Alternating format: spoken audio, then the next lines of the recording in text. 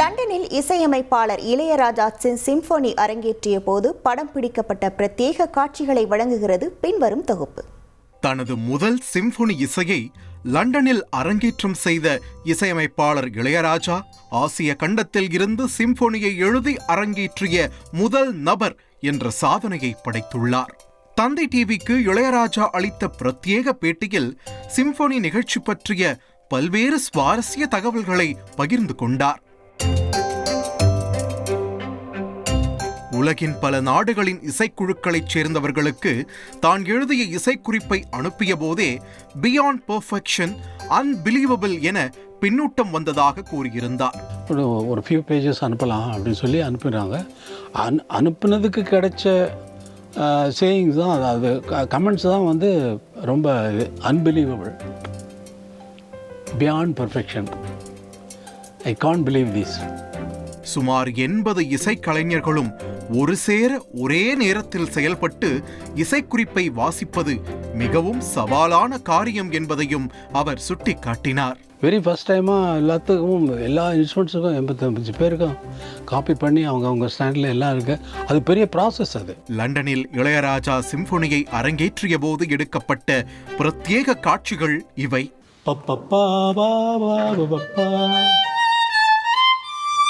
No, take the same octave.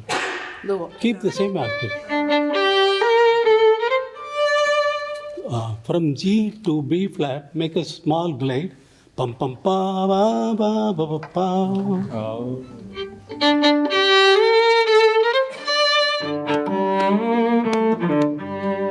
Everyone, complete your playing. It is not solo. It's not a solo. It is not solo.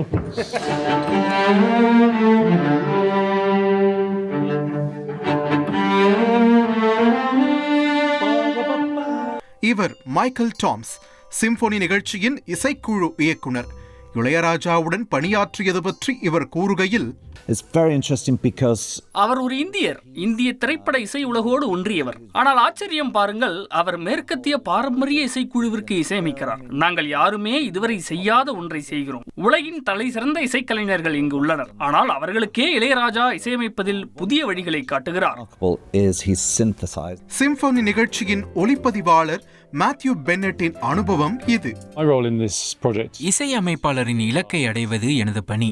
காகிதங்களில் இருக்கும் இசைக்குறிப்பை ரசிகர்களின் காதுகளுக்கு கடத்துவதே என் நோக்கம். 49 ஆண்டுகளில் 1500க்கும் அதிகமான படங்களுக்கு இசையமைத்த இளையராஜாவின் பல ஆண்டு கனவு சிம்போனி என்று கூறும் இசை நிகழ்ச்சிகளின் முக்கிய நிர்வாகி ஸ்ரீராம் பக்தி சரண் தற்போது அது நிறைவேறியதில் மகிழ்ச்சி என்கிறார்.